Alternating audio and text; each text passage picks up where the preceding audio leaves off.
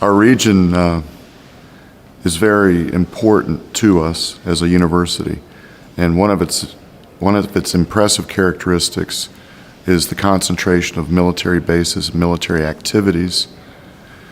And for us to be organized in our approach to serving those populations is really important. Operation Reentry North Carolina really serves as our central vehicle for organizing the research that we do to assist families and wounded warriors, veterans, to cope with their challenges.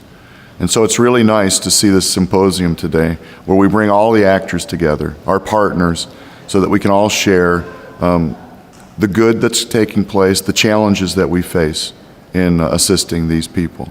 So I'm very, very, very thankful for our partners and our ECU researchers who focus on these issues.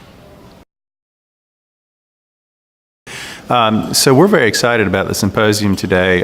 Working with economic development here in Greenville, North Carolina, we see a lot of advantages to our close ties with our military community that surround Greenville.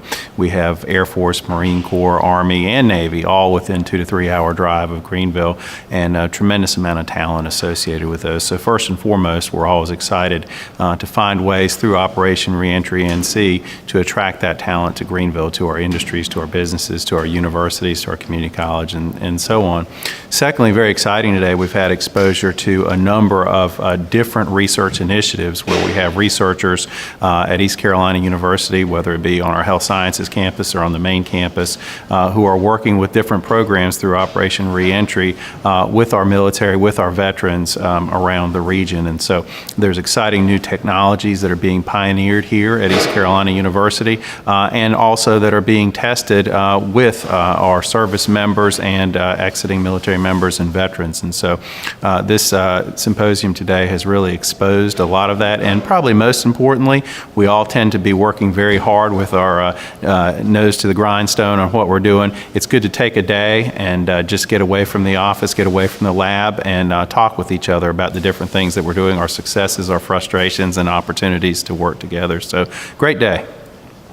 So the symposium today has been great for us with the City of Greenville Economic Development. It's been an opportunity to bring together members of the Operation Reentry team, researchers, military members, people working on veterans advocacy, and give us a chance to talk about what our collaborations are and maybe see some things that we haven't seen before.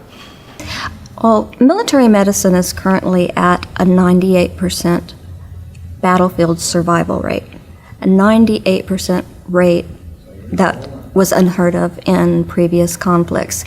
And in part, this is due to our partnerships between the DoD and university research and development. We continue to have that obligation to ensure that we maintain that 98% survivability or do even better. And for those soldiers that are surviving, we have a solemn obligation to ensure that their survival and return home has the best quality of life possible. So ORNC offers the ability for these soldiers, sailors, airmen, Marines to reintegrate into society and have that quality of life. ORNC can serve as the model for reintegration and be replicated nationally. Symposia like this allow us to spread those ideas and ensure that this model is known. Hi, I'm a retired military after 30 years, and so I'll speak a little bit with from experience on this. The Operation Reentry North Carolina, to me, is a multifaceted program, but the area of potential goodness, one area is in the connectivity with benevolent organizations that there are many of that support the military, and the synergy that can be produced with that. And I've seen it already produce some great positive results in about the year or so that I've known about Operation Reentry, and the potential to even be much greater to help connect all these disparate benevolent organizations and other well-meaning, patriotic, benevolent Americans that want to help and want to help our military community as active, Guard, Reserve, retired, and families is just the potential is unlimited. But it takes, I think, a catalyst like Operation Reentry that has enough structure with it, and hopefully will continue to be, well funded and supported, so it can really be the model for similar programs around the country. And I think it's great that it started right here in eastern North Carolina, where the home of airborne and special operations is, which I happen to be a little biased on that. Well, thanks for asking me to do this. My name is Paul Torriello. I'm an associate professor in the Department of Addictions and Rehabilitation Studies. I'm a principal investigator on one of the projects of ORNC. We're looking at substance abuse issues and how that impacts other co-occurring mental health issues and traumatic brain injury. I'm glad I came to the symposium today. There are many principal investigators with many projects with ORNC, and I think in the day-to-day professional lives, we're in our own worlds, doing our own thing, and dealing with all the details and to conduct our project. So it was really nice to come here today and to hang out with the other principal investigators, learn what's going on with their projects, and kind of get rejuvenated, re-energized about this important work that we're doing. What was most compelling to me today was learning that the current wars, there's a 98% battle survival rate, which is the highest ever. What struck me about that is yes, that's good news for the soldiers, the Marines, and the airmen who are engaged in warfare, but it also creates an interesting problem for us, because that means there's going to be that many more persons with injuries and disabilities that we're going to have to serve as they come back. And I'm excited about that challenge, but I'm also concerned about that challenge because there's just that much more volume of people we have to attend to.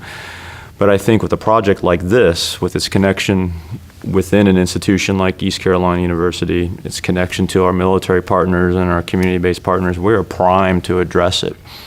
I think where ORNC was a few years ago to where we are today is just the momentum is just amping up to take us to the next level of success, and I couldn't be more excited.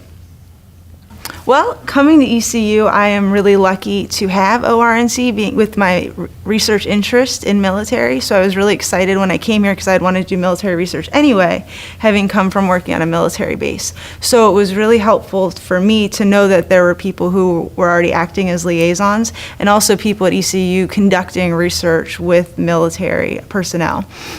So I was really happy to have that. And then as far as the symposium today, it was nice to interact with colleagues. So some of them from my college I'm familiar with, but a lot of the other research, is really so outside of the scientific realm that I'm working in, that it's really great to see exposure on what everybody else is doing and get a chance to meet with people, especially when I've seen their names or publications, but not actually having met them. And then as far as my research, ORNC was very helpful with me with the opportunity to submit a full proposal for a DoD $3 million grant, which is pending right now.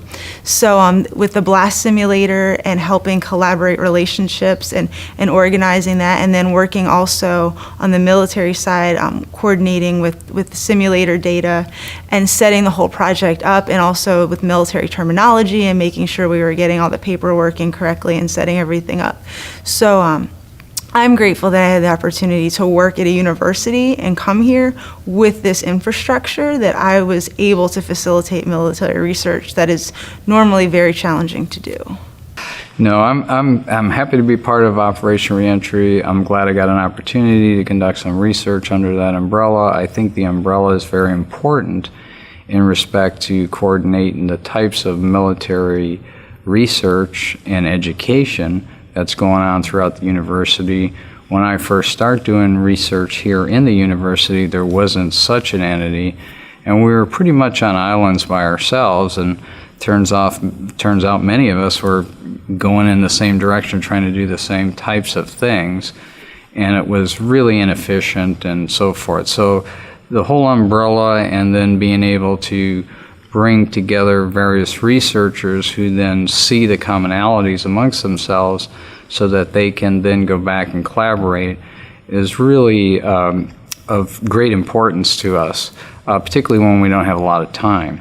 And then to call together so that we can see the research and the results of the research and the progress of the research, and then meet with other key stakeholders and other individuals that are interested in this kind of research, including students, and getting them excited about this. These are all benefits of this type of a symposium. Well, Operation Reentry at its core is designed to take our civilian university expertise and pair it with our local military expertise. It comes down to nothing more complicated than collaboration, but collaboration is hard for all the reasons we talked about at the symposium today.